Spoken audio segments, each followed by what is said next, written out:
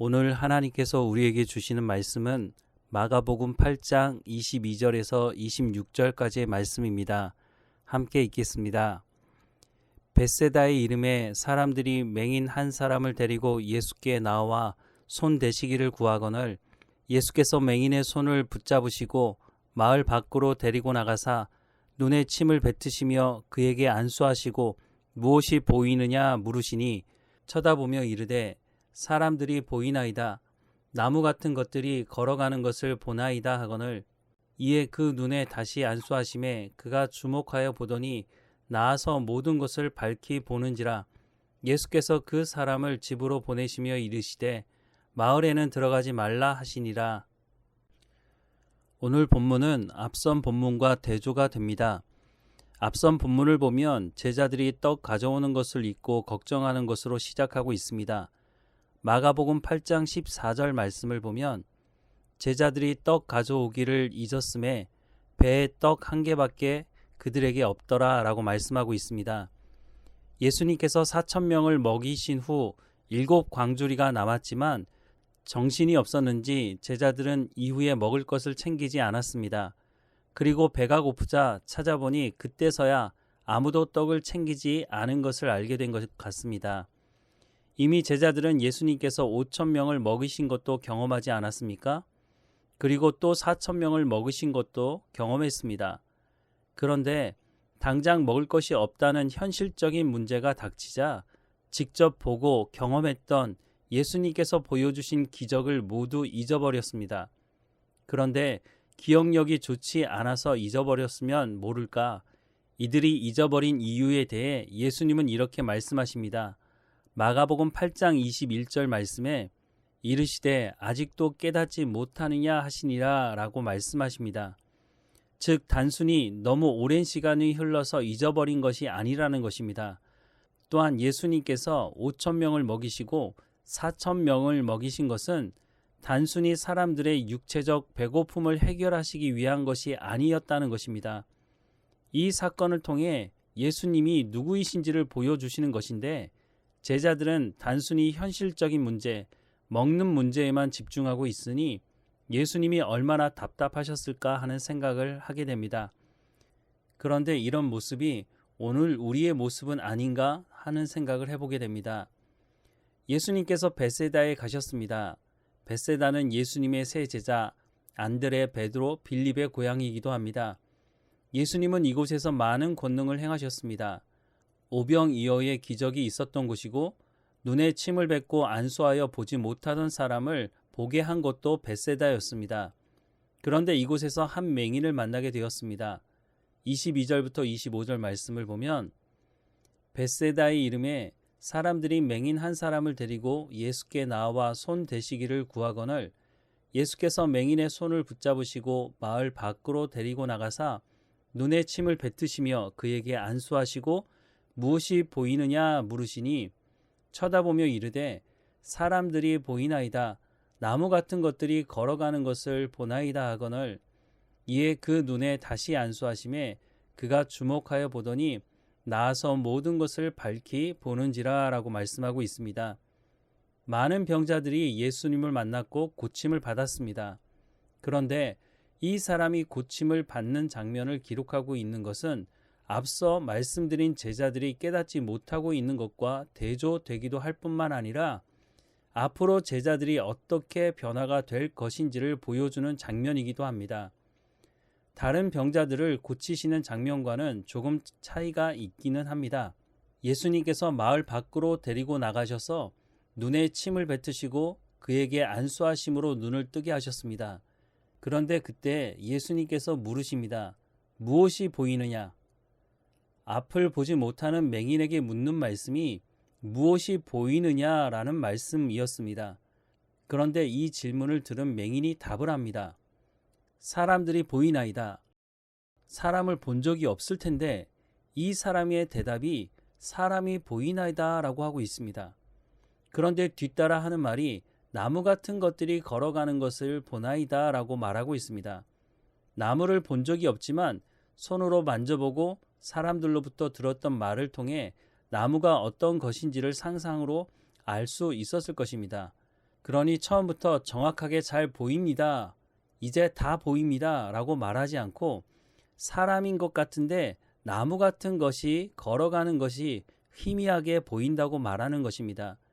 그리고 끝이 난 것이 아니라 25절 말씀에 이에 그 눈에 다시 안수하심에 그가 주목하여 보더니 나아서 모든 것을 밝히 보는지라 라고 말씀하고 있습니다. 예수님께서 한 번으로 끝을 내지 않으시고 두 번째 안수하셨고 두 번째 안수를 하시자 맹인이 모든 것을 밝히 보게 되었다고 말씀하고 있습니다. 수차례 말씀을 하시고 예수님께서 많은 기적을 보여주셨음에도 불구하고 희미하게 보는 제자들, 때로는 예수님께 책망을 듣기도 하지만 예수님은 이들을 포기하지 않으시고 계속 가르치실 것을 말씀하고 있는 것입니다. 그래서 결국 모든 것을 밝히 볼 수 있도록 하실 것이라는 것입니다. 제자들은 예수님께서 죽으시는 날 저녁에도 서로 자리싸움을 했고 예수님께서 잡히시자 모두 도망가 버렸습니다. 그러면 그것으로 끝이 났습니까?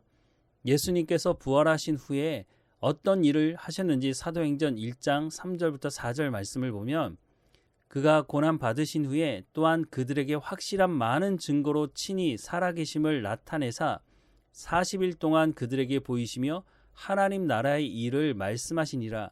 사도와 함께 모이사 그들에게 분부하여 이르시되 예루살렘을 떠나지 말고 내게서 들은 바 아버지께서 약속하신 것을 기다리라 라고 말씀하고 있습니다.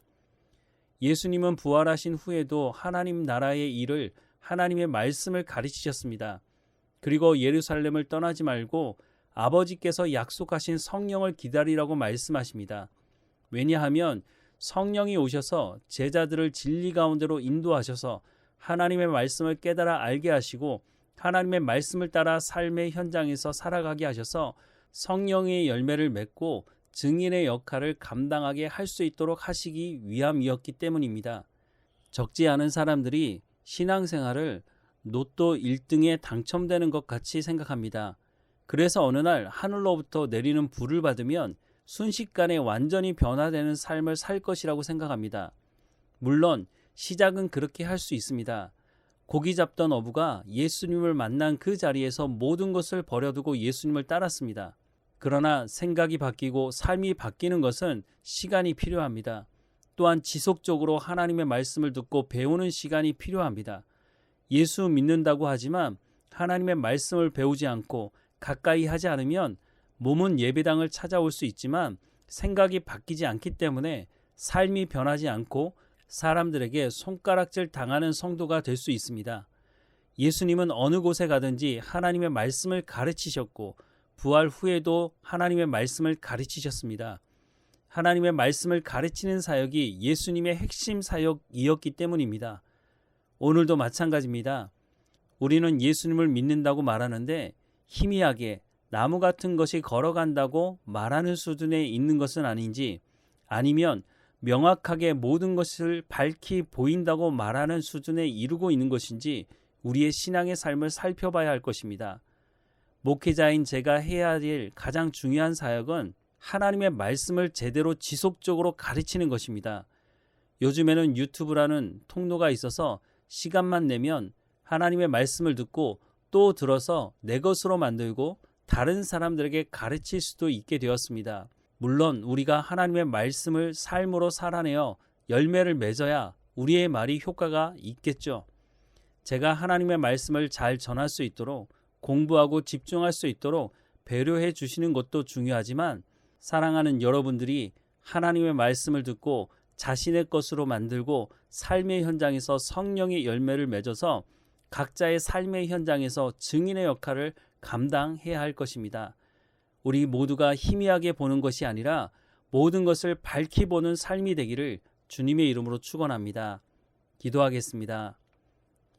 사랑하는 하나님, 제자들은 예수님과 함께 있음에도 불구하고 예수님이 누구이신지 정확하게 알지 못하고 맹인이 눈을 떴지만 자신이 보는 것이 정확하게 어떤 것인지 알지 못할 그때에 다시 안수하심으로 그 맹인이 완전히 명확하게 모든 것을 보았던 것처럼 우리가 하나님의 말씀을 듣고 또 듣게 하시고 깨닫게 하시고 성령께서 우리를 진리 가운데로 인도하셔서 하나님의 말씀을 분명하게 알고 그 말씀을 가지고 세상을 분별하며 하나님의 백성으로, 그래서 우리의 삶에서 성령의 열매를 맺게 하셔서 증인의 역할을 온전히 감당하는 우리의 삶이 될 수 있도록 인도해 주옵소서.